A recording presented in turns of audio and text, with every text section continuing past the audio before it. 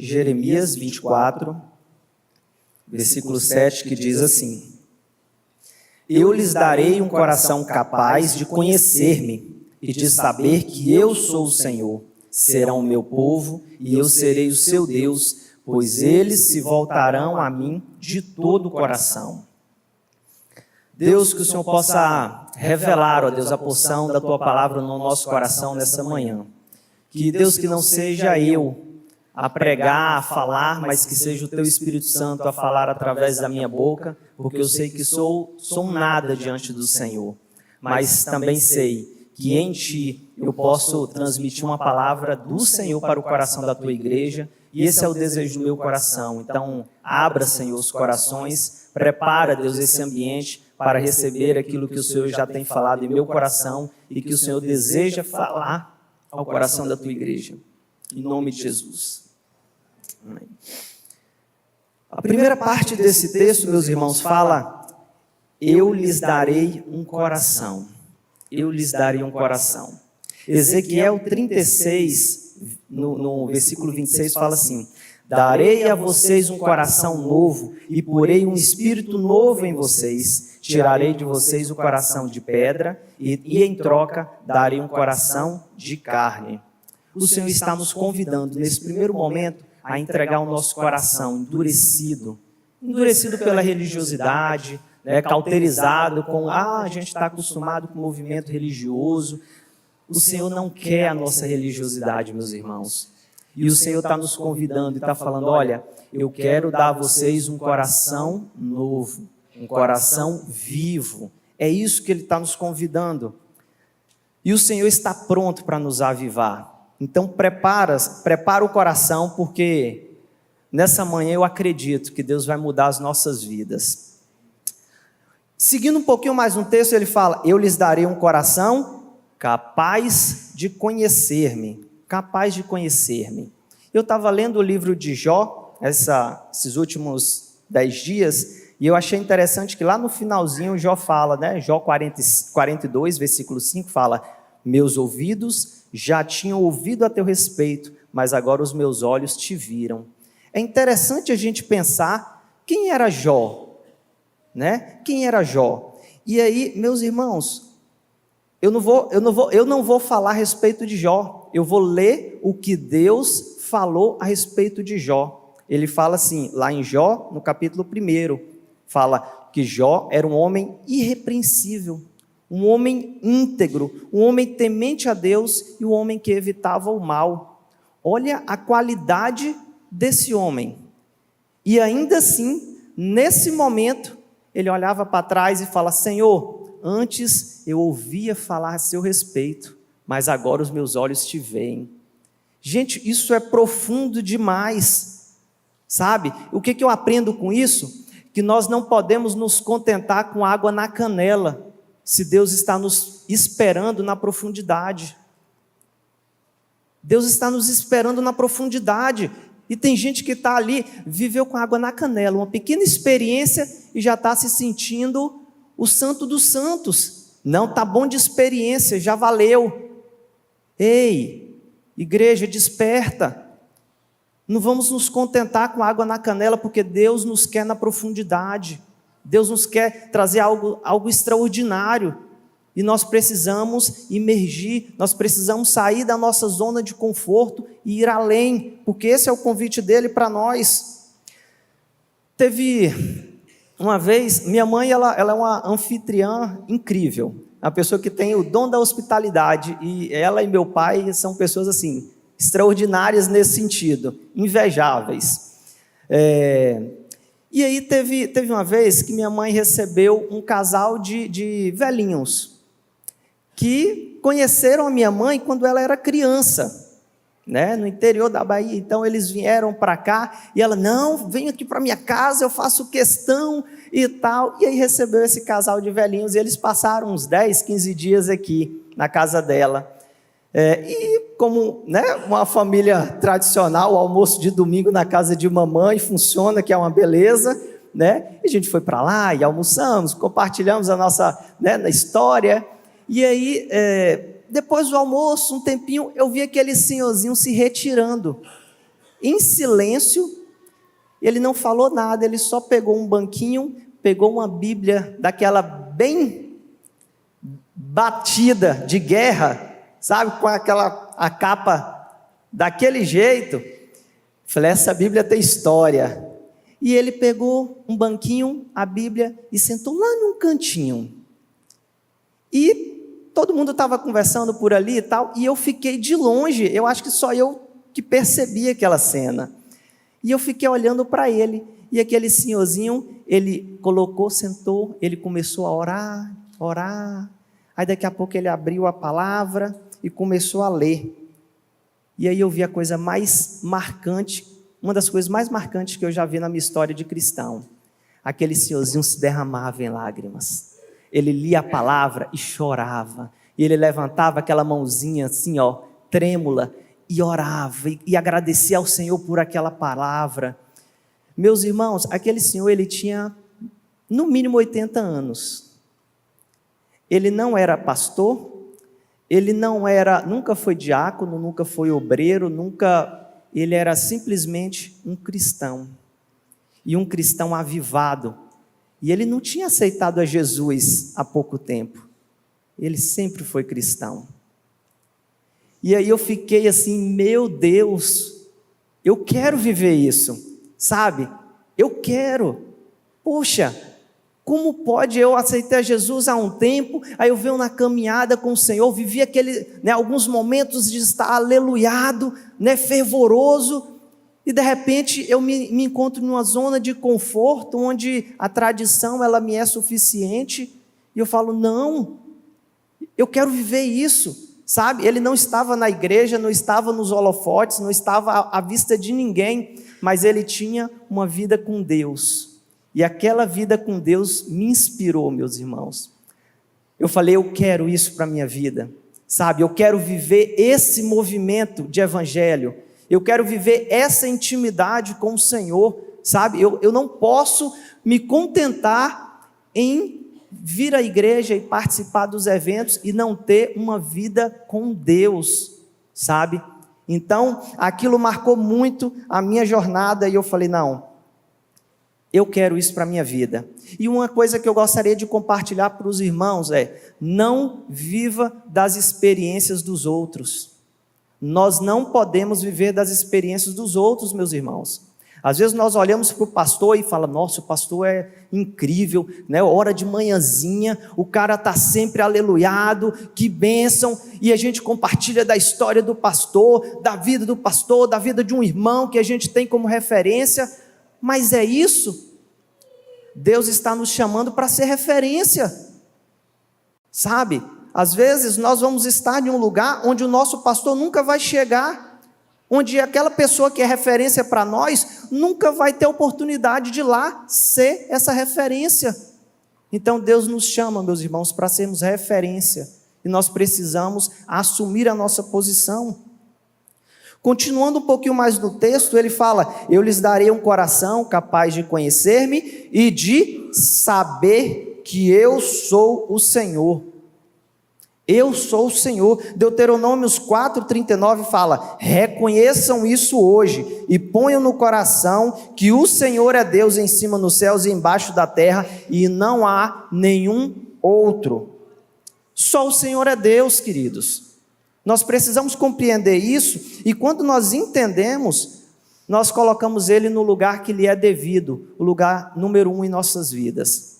E é nesse ponto que onde muitas vezes nós colocamos tantas coisas no lugar do Senhor, tantas coisas como prioridades em nossas vidas, às vezes é a família, às vezes é a carreira, às vezes é os estudos, às vezes é tantas coisas, e o Senhor está nos convidando novamente para falar, ei, me coloca em primeiro lugar na sua vida.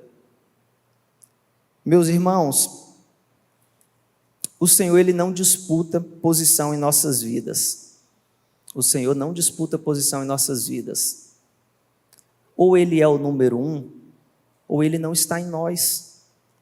Dura essa palavra, Dura, mas é uma verdade. Sabe por quê, meus irmãos? Quando nós olhamos para Jesus, o que Ele fez por nós, nenhum outro faria. Ninguém suportaria o que Jesus suportou por nós.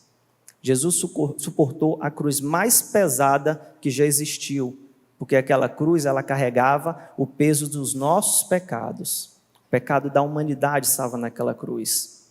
Então, quando nós compreendemos a profundidade daquilo que Jesus suportou por nós, nós precisamos compreender que nos foi dado uma nova vida, porque antes nós éramos mortos, nós estávamos separados, estávamos destinados ao inferno, mas Ele nos trouxe uma vida e falou: olha, agora toma essa vida.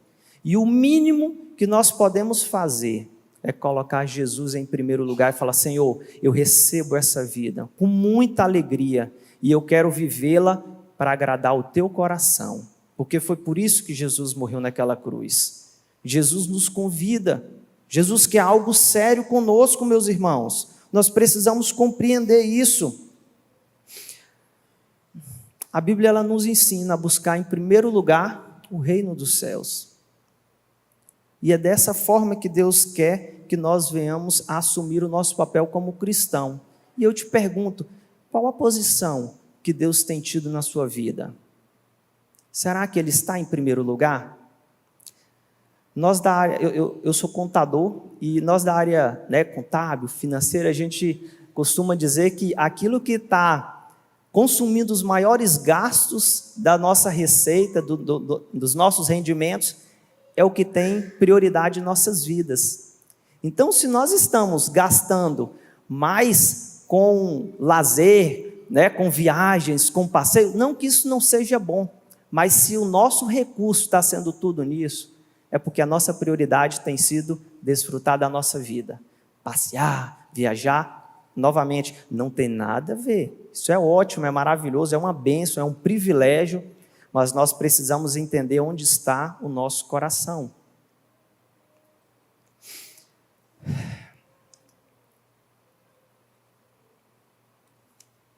Tem uma outra parte desse texto que fala o seguinte, né, continuando: eu lhes darei um coração capaz de conhecer-me, de saber que eu sou o Senhor, serão o meu povo. Serão o meu povo. Isso nos remete à santidade, separados para o Senhor. O Senhor, Ele está nos convidando para isso. Olha como a carta de 1 Pedro, no capítulo 1, do verso 15 e 16, fala: mas assim como é santo aquele que os chamou, seja santo também vocês em tudo que fizerem, pois está escrito: sejam santos, porque eu sou santo. Sejam santos, porque eu sou santo. O Senhor espera que nós sejamos o seu povo, um povo separado. Separado de quê? Separado do pecado. Meus irmãos, o Senhor não aceita o pecado. Nós não podemos nos acomodar com aquele pecadinho guardadinho, aquele pecadinho de estimação. O Senhor não habita em meio ao pecado. Meus irmãos, você sabe por que o Senhor odeia tanto o pecado? O Senhor odeia tanto o pecado porque Ele custou a vida do seu único filho. O Senhor odeia tanto o pecado porque Ele custou a vida do seu único filho. Meus irmãos, quem tem filhos aqui consegue compreender um pouco, sabe? Se nós entregássemos o nosso filho, falar: olha, estou entregando, pode ser sacrificado por alguma causa. Aquela causa, ela pode ser a mais nobre que for, mas aquilo que é o motivo daquela causa, eu nunca vou aceitar bem. E é por isso que Deus não consegue, Ele não aceita compactuar com o pecado. Então, meus irmãos, nós precisamos compreender essa palavra. Nós não podemos viver uma vida flertando com o pecado e achando que é normal, é tranquilo. Poxa, esse aqui eu não consigo lutar, então deixa, eu vou. Não, nós precisamos ser separados, sair do pecado. Nós precisamos viver uma vida santificada. E a santidade é o que nos capacita a vencer o pecado. E esse processo, Deus, Ele vai nos capacitando, meus irmãos. Nós não podemos abrir mão e falar: vou deixar quieto. Não, nós precisamos aceitar e falar: Senhor, eu não aceito mais esse pecado em minha vida. Colocar nome nesse pecado, colocar diante do Senhor, buscar em oração, buscar em consagração, e aí o Senhor vai mover o nosso coração. O Senhor vai nos conduzir na persistência à santidade. Continuando um pouquinho mais no texto, ele fala: eu lhes darei um coração capaz de conhecer-me, de saber que eu sou o Senhor, serão o meu povo, e eu serei o seu Deus. Eu serei o seu Deus. É interessante a carta que Paulo escreve aos Romanos, lá no primeiro capítulo, ele fala: Paulo, servo de Jesus Cristo. É assim que ele se coloca: Paulo, servo de Jesus Cristo. Meus irmãos, e tem gente pensando que Deus é que é seu servo. Tem gente vivendo nessa perspectiva. Vem na igreja, participa ou se envolve de uma forma superficial e sempre Deus me dá isso, me dá aquilo. Nós temos visto alguns movimentos de teologia da prosperidade, que se você fizer isso, você fizer aquilo, Deus vai fazer aquilo, vai fazer isso o outro. Não, meus irmãos, Deus não é nosso servo. Nós precisamos entender que nós éramos escravos e agora nós fomos libertos para ser servos de Jesus. Nós fomos libertos para servir a Jesus e ao seu propósito. Tem muita gente passando uma vida de religiosidade e até desfrutando das bênçãos e dos privilégios disso. Nós vemos lá nos tempos de Jesus, os fariseus, os religiosos da época, mas eram sepulcros caiados, pessoas vazias, distantes de Deus. Então, meus irmãos, a minha palavra é: cuidado com a religiosidade. Cuidado com a religiosidade. Aceite a ser servo de Jesus. O convite de Jesus é: ei, eu quero que você venha me servir. E o servo não faz aquilo que lhe apetece, não faz aquilo que quer, mas faz aquilo que o seu Senhor determina, aquilo que agrada ao seu Senhor. E é nessa perspectiva que Jesus vem nos convidando: olha, eu quero que vocês se coloquem na posição de servos, porque eu quero usar vocês. Continuando um pouco mais no texto, ele fala: eu lhes darei um coração capaz de conhecer-me, de saber que eu sou o Senhor, serão o meu povo e eu serei o seu Deus, pois eles se voltarão para mim de todo o coração.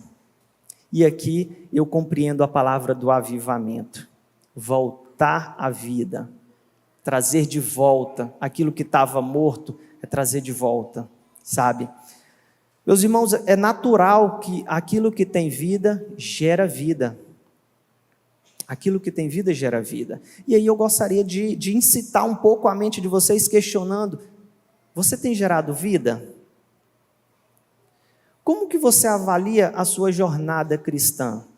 Quando você olha para a sua trajetória, você vê frutos de uma vida com Deus? Você vê pessoas que foram influenciadas, foram alcançadas por Jesus através da sua vida cristã?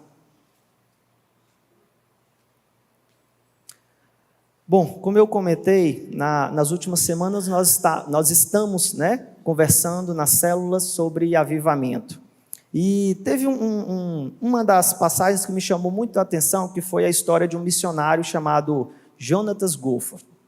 Ele passou 13 anos atuando numa missão na China e depois ele foi avaliar os resultados do seu trabalho e se sentiu insatisfeito. Depois de 13 longos anos de trabalho missionário, ele se sentiu insatisfeito. E aí ele começou a se questionar: por quê? Por quê? E ele percebeu que ele precisava de avivamento. Então ele foi buscar a respeito de avivamento, estudou história do avivamento e percebeu que existia um modus operandi de Deus nesse processo. Existia ali algo que era muito comum acontecer no processo de avivamento, que era um ponto de partida, era aquela mola propulsora, e essa mola era a oração. E quando ele compreendeu isso, ele se lançou em oração. Ele se lançou em oração fervorosamente, porque ele falou: olha, se existe algo que Deus pode fazer através da minha vida, eu não abro mão. E se é na oração que está esse movimento, eu quero viver ele. E ele, é interessante que a esposa ficou preocupada com ele. A esposa achou que ele ia pirar, que a mente dele não iria resistir tanto tempo, tanto movimento de oração como ele estava vivendo.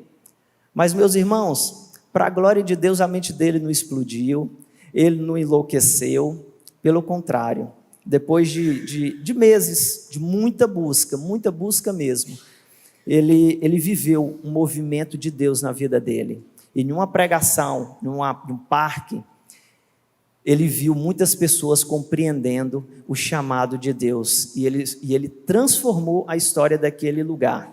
Então, o norte da China, lá em 1930, a realidade era de frieza e indiferença geral dos cristãos. Frieza e indiferença geral. Olha que aspecto interessante. Eu não sei vocês, mas quando eu olho para o nosso cenário, eu vejo, muitas igrejas e eu vejo muitos cristãos que vivem frieza, que vivem mornidão, que vivem, às vezes, esse movimento de indiferença. O que está na igreja, o que está no mundo, é tudo a mesma coisa. Eu posso participar aqui, posso ir na festa também, eu posso beber, eu posso vir na igreja, eu entrego o dízimo, mas eu faço outras coisas lá e está tudo certo. Ei, isso é indiferença, meus irmãos. Isso é frieza, porque Deus nos chama para ser separado, para viver algo diferente. E quando nós não compreendemos isso, nós vivemos essa realidade de frieza e de indiferença. Mas, meus irmãos, Deus mudou aquela situação, Deus mudou aquele cenário, e aí depois veio uma outra pessoa, e ela relatou alguns aspectos que ela percebeu naquela região norte da China. Não era numa igreja, era numa região. E eu vou ler algumas coisinhas que ela sinalizou, porque eu acho que é muito interessante, eu gostaria que vocês se atentassem.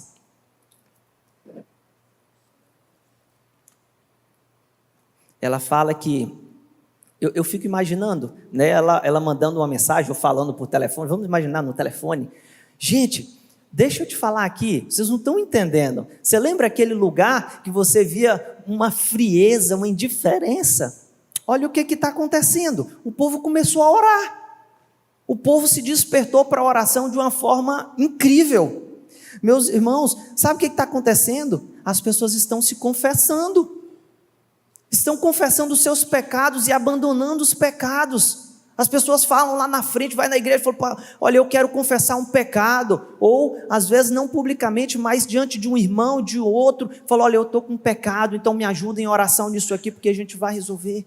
Sabe? Confissão de pecado. Velhas inimizades foram aplanadas e um novo modo de vida surgiu. Ei, aquele negocinho de narizinho torto para um e para outro não existia mais. A alegria da comunhão com Deus entre os irmãos era algo que surpreendia. As pessoas olhavam e falavam, meu Deus, que comunhão, que coisa incrível, todo mundo se ama nesse lugar, que coisa diferente. Os irmãos, eles exultavam de louvor ao Senhor, por onde eles passavam, estavam no trabalho, estavam na escola, estavam nas lavouras, estava todo mundo adorando ao Senhor e cantando louvores a Deus e falando que Deus era bom. Olha que lugar! As queixas e críticas desapareceram. Sabe aquela coisa de, acho que o irmão ali errou a nota, acho que desafinou um pouquinho, acho que o irmão usou isso e aquilo. Ei, acabou. Sabe por que o foco não era esse? As críticas sumiram. A palavra de Deus, ela parecia tão irresistível e de grande poder que as pessoas aceitavam Jesus o tempo todo. As pessoas vinham para visitar e aceitavam a Jesus e se batizavam. O tempo todo aquele movimento de aceitar a Jesus, de batismo acontecia o tempo todo porque era algo irresistível demais. As pessoas não conseguiam resistir à palavra do Senhor. Havia um espírito de união e de colaboração entre as igrejas. E os cristãos, eles cresciam e amadureciam espiritualmente. Muitos daqueles cristãos que antes era frio, era aquele povo indiferente, era crente fraco, passou a ser crente fervoroso, cheio do Espírito de Deus, firmes na sua fé cristã. Muitos jovens, eles acabavam se sentindo chamados pelo Senhor para o ministério. A história conta que na universidade que havia lá, costumava ter 4 alunos no curso de teologia, e passou a ter, em média, 125 alunos. Chamado. Meus irmãos, quem é que gostaria de viver um ambiente de igreja desse? Não é inspirador? Eu não sei vocês, mas eu quero viver isso, sabe? Eu quero viver, eu quero experimentar esse movimento. E aí eu vou provocar vocês. Cutuca o vizinho aí do lado da sua cadeira e fala o seguinte: olha, o avivamento é para mim e para você. Vai, fala, o avivamento é para mim e para você. Sabe, meus irmãos, às vezes a gente fica achando que o avivamento é coisa para o pastor, é coisa para os líderes. Não, o avivamento é para mim e para você. Sabe, nós precisamos compreender isso. E olha só, caminhando para o final, os frutos acompanharão o avivamento.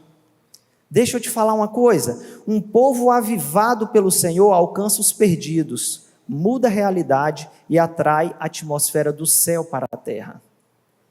É isso que aconteceu no norte da China, sabe? Alcançou os perdidos, mudou uma realidade e atraiu a atmosfera do céu para aquele lugar. E tantas coisas aconteciam, e as pessoas ficavam maravilhadas e viam o poder de Deus, o cuidado de Deus, a mão de Deus e o propósito de Deus em todas as coisas. Mateus 7,19 diz o seguinte: toda árvore que não produz bons frutos é cortada e lançada ao fogo. Queridos, produzir fruto deve ser uma prioridade nossa. Produzir fruto deve ser uma prioridade nossa. E nós só conseguiremos produzir frutos se nós estivermos avivados no Espírito. A palavra fala que, Jesus fala, sem mim nada podeis fazer. Ei, não é pela nossa técnica, não vai ser pela nossa eloquência, pastor, não vai ser pela a musicalidade, a performance bonita, bem feita, não vai ser pelos brilhos, pelas luzes, não. Se o Senhor não fizer, nada acontece. Nós só produziremos frutos se nós estivermos avivados no Senhor. E para concluir, meus irmãos, o Senhor, Ele não nos chamou para sermos frequentadores de igreja. O Senhor não te chamou para ser frequentador de igreja. Salmos 34, verso 8, fala assim: provem e vejam como o Senhor é bom. Ei, provem e vejam como o Senhor é bom. Não se contentem em apenas ver, meu irmão. Queira experimentar, queira desfrutar, queira saborear, queira provar do Senhor. E então você vai ver como Ele é bom. O que Ele faz é maravilhoso, é perfeito, é agradável. Então o convite para nós nessa manhã é que nós vivamos o avivamento que o Senhor quer derramar na nossa geração. Que nós possamos viver o avivamento que o Senhor quer derramar nessa geração. Então não fique de fora, meus irmãos. Não pense que não é contigo. Eu vou repetir novamente: o avivamento é para mim e para você. Então abra o seu coração, sabe? Se lança em oração, fala: Senhor, eu não quero mais viver assistindo o avivamento que está acontecendo nos outros lugares, eu não quero viver da história de um passado, eu quero viver avivamento. E aí, meu irmão, o ponto de partida é a oração. Essa oração que nós fazemos aqui é uma bênção, esse movimento de ser igreja é uma bênção. Mas é lá no lugar secreto que o avivamento começa. É lá no seu quarto. É quando você fecha a sua porta e fala: Senhor, meu processo de oração está ruim. A minha vida de oração está fraca. E a partir de hoje eu compreendi que eu preciso viver um avivamento. E eu estou de joelhos, orando e buscando ao Senhor, porque eu quero viver o avivamento que o Senhor tem para a minha geração nesse tempo. Então, meus irmãos, Busque ao Senhor. Não fique de fora daquilo que o Senhor está fazendo. E Ele vai continuar fazendo. E para nós é um privilégio poder participar desse movimento. Amém?